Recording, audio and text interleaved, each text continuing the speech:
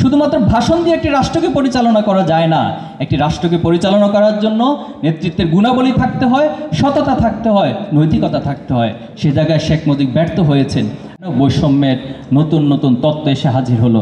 নতুন লেবাসের মধ্য দিয়ে বৈষম্য এবং স্বৈরাচারী মনোভাব পাকিস্তানি শাসকদের মধ্যে লক্ষ্য করেছি। তারই ধারাবাহিকতায় 1971 সালে আমাদের এ জমিনের কৃষক, শ্রমিক, মজুর, ছাত্র জনতা সকলে জীবন দিয়ে স্বাধীনতা অর্জন করেছে। কিন্তু এখানেও আবার দুর্ভাগ্যের বিষয় হলো, পার্শ্ববর্তী একটি রাষ্ট্র তার আধিপত্যবাদ নীতির আলোকে আমাদের এই ভূখণ্ডকে স্বাধীন থাকতে দেয়নি।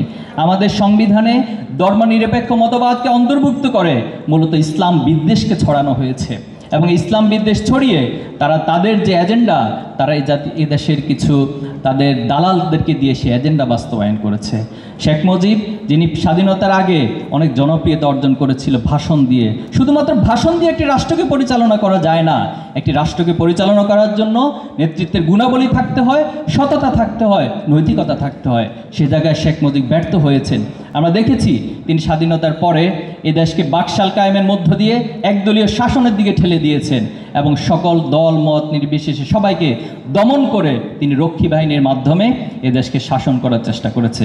তারই ধারাবাহিকতায় 1974 সালে খুবই নির্মম এবং খুবই দুর্ভাগ্য যে একটি সুজলা সুফলা বাংলাদেশ, যার নদীমাতৃকতার মধ্য দিয়ে, পলিমাটির মধ্য দিয়ে অসাধারণ সম্ভাবনাময় একটি রাষ্ট্রকে দুর্ভিক্ষের দিকে ঠেলে দেওয়া হয়েছে। আজও সেই দুর্ভিক্ষের সেই করাল যে গ্লানি, সেটা জাতির সামনে উন্মোচন হয় নাই। কি কারণ ছিল, কি প্রেক্ষাপট ছিল, সেটা নিয়ে খুব বেশি কাজ আমরা কোনো সাহিত্যিক অথবা কোনো যারা বুদ্ধিজীবী রয়েছে, শিক্ষাবিদ রয়েছে, তাদের মাঝে খুঁজে পাই না। আমি আশা করব সেই দুর্ভিক্ষের কারণ কি ছিল, এটা আগামী প্রজন্ম অবশ্যই উদ্ঘাটন করবেন এবং ভবিষ্যতের জন্য শিক্ষা গ্রহণ করবেন। তারই প্রেক্ষাপটে আমরা দেখেছি যে এই যে জুলুম নির্যাতন আবার নতুন মাতৃকতা, নতুন পোশাকে আবির্ভাব হয়েছে। এখানে সেনা অভ্যুত্থানের মধ্য দিয়ে শেখ মুজিবকে পরবর্তীতে এই রাষ্ট্র থেকে সরিয়ে দেওয়া হয়েছিল, এবং এরপরও আমরা দেখেছি একটা অস্থিরতাময় সমাজ, রাজনৈতিকভাবে অস্থিরতা, অর্থনৈতিকভাবে অস্থিরতা বিরাজ করেছিল।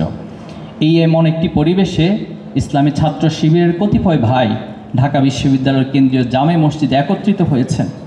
তাদের সকলের চোখে মুখে স্বপ্ন ছিল, তাদের অন্তরের মধ্যে সাহস ছিল, তাদের কাজের মধ্যে অদম্য স্পৃহা ছিল। তাদের সকলের একটি আশা প্রত্যাশা ছিল যে জমিন থেকে সত্যিকার অর্থে জুলুম এবং নির্যাতনের মূলোচ্ছেদ হবে, এ জমিনের মানুষগুলো তাদের প্রকৃত আজাদি উপভোগ করবে। সে ধারাবাহিকতা ঢাকা বিশ্ববিদ্যালয়ের কেন্দ্রীয় জামে মসজিদে 1977 সালের 6 ফেব্রুয়ারি ইসলামী ছাত্র শিবির যাত্রা শুরু করেছিল। প্রিয় উপস্থিতি, ছাত্র শিবিরের এই যাত্রা অনেক বেশি কঠিন ছিল আমাদের জন্য কখনোই সুখকর ছিল না। আমাদের সামগ্রিক কাজের যে সফলতা, এটি একটি পক্ষ কখনো সহ্য করতে পারেনি। সেটা আমরা দেখেছি আইএমএ জাহিলিয়াতে আল্লাহ রাসূলুল্লাহ সাল্লাল্লাহু আলাইহি ওয়াসাল্লাম যখন সমাজকে গঠন করার জন্য এগিয়ে গিয়েছেন, এই সমাজের যুবকদেরকে সাথে নিয়ে সমাজ গড়ার কাজে তিনি ব্যস্ত হয়েছেন, তিনি সমাজ গড়ার কাজে উদ্যোগ নিয়েছেন, তখন একটি পক্ষ দাঁড়িয়ে গেল আল্লাহ রাসূলুল্লাহ সাল্লাল্লাহু আলাইহি ওয়াসাল্লাম বিরোধিতায়। ইন দ্য সেম ওয়েতে আমাদেরকেও বাধা বিপত্তির মধ্য দিয়ে এই পথ পাড়ি দিতে হয়েছে। আমাদের প্রথম কেন্দ্রীয় সভাপতি শহীদ মীর কাসিম আলী ভাইকে নির্মমভাবে হত্যা করা হয়েছে। তিনি বাংলাদেশের জন্য একটি বড় সম্পদ ছিল।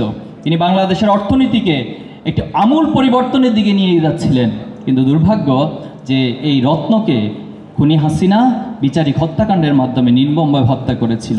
আপনারা নিঃসন্দেহে জানেন, যখন ট্রাইব্যুনালে তথাকথিত বিচারিক হত্যাকাণ্ডের মধ্য দিয়ে যুদ্ধ অপরাধের নামে বিচার শুরু করা হয়েছে, তখন আমাদের শহীদ মীর কাসিম আলী ভাই দেশের বাইরে অবস্থান করেছিলেন। তখন ওনাকে ওনার যারা শুভাকাঙ্ক্ষী ছিল সকলে পরামর্শ দিয়েছিল যে আপনি দেশের বাইরে অবস্থান করুন, আপনি এই মুহূর্তে দেশে আসার প্রয়োজন নেই, খুনি হাসিনা আপনার উপর জুলুম করবেন। কিন্তু আমাদের মীর কাসিম আলী ভাই বলেছিলেন যে আল্লাহর আমার জন্য যেখানে মৃত্যু লিখে রেখেছেন সেখানে আমার মৃত্যু হবে। আমি 1977 সালে 6 ফেব্রুয়ারি ঢাকা বিশ্ববিদ্যালয়ের কেন্দ্রীয় মসজিদে যে যাত্রা শুরু করেছি, আমি আমার সেই যাত্রার পথে অবিরাম হেঁটে যাব। সেই সফলতার জন্য যদি আমার জীবন দিতে হয় আমি সেটাও দিব। বাস্তবিক পক্ষে সেটাই হয়েছে। তিনি ফিরে এসেছেন এবং তিনি শাহাদাতের মৃত্যুর মধ্য দিয়ে এই বাংলাদেশকে, পৃথিবীবাসীকে দেখিয়ে দিয়েছেন কিভাবে নিজেদের ঈমানকে, নিজেদের বিশ্বাসকে, নিজেদের স্বপ্নকে লালন করে জীবন দিতে হয়। সম্মানিত উপস্থিতি, আমাদের দ্বিতীয় কেন্দ্রীয় সভাপতি বাংলাদেশের অন্যতম বুদ্ধিজীবী ছিলেন, তাকেও বিচারিক হত্যাকাণ্ডের হত্যা করা হয়েছে। ছাত্র শিবিরের শহীদ সাব্বির আইয়ুব থেকে শুরু করে এই জুলাই আগস্ট পর্যন্ত 234 জন ভাইকে নির্মমভাবে হত্যা করা হয়েছে। সকলের অপরাধ একটাই ছিল তারা এই সমাজকে ভালো করার চেষ্টা করেছে। এই সমাজের ছাত্রদেরকে সৎ, দক্ষ, দেশপ্রেমিক করে গড়ে তোলার স্বপ্ন তাদের দেখেছিল। এই অপরাধেই আমাদের ভাইদেরকে নির্মমভাবে হত্যা করা হয়েছে। আমাদের ভাইদেরকে হত্যা করে চোখ তুলে নেওয়া হয়েছে। আমাদের ভাইদেরকে হত্যা করে তাদের লাশগুলো গুম করে ফেলা হয়েছে। আমাদের ভাইদের হত্যা করে ট্রেনের নিচে কাটার মধ্যে ফেলে দেওয়া হয়েছে। আমাদের ভাইদেরকে হত্যা করে তাদের লাশগুলোকে লুকিয়ে ফেলা হয়েছিল। সম্মানিত উপস্থিতি, এই জুলুম নির্যাতনের পথ মাড়ি দিয়ে 2024-এর জুলাই আগস্টে যে ছাত্র জনতার অভ্যুত্থান হয়েছে, সে অভ্যুত্থানের মধ্য দিয়ে আজ বাংলাদেশ একটি নতুন সূর্যোদয়ে উপনীত আমরা হয়েছি। আমরা দৃঢ়ভাবে বিশ্বাস করি আল্লাহ তাআলা এই জুলুম এবং নির্যাতনের পথ মাড়িয়ে আল্লাহ এই রক্ত, এই জীবনকে কখনো বৃথা করে দিবেন না। এবং আমাদের আগের প্রজন্ম যে স্বপ্ন দেখেছেন, আমরা সেই স্বপ্নকে লালন করে, ধারণ করে আমরা এগিয়ে যাব এবং আমাদের প্রত্যাশিত যে বিজয়, প্রত্যাশিত যে বিপ্লব, সেটা কোনো একটি প্রজন্মের হাত ধরে অবশ্যই বাংলাদেশে বাস্তবায়িত হবে ইনশাআল্লাহ।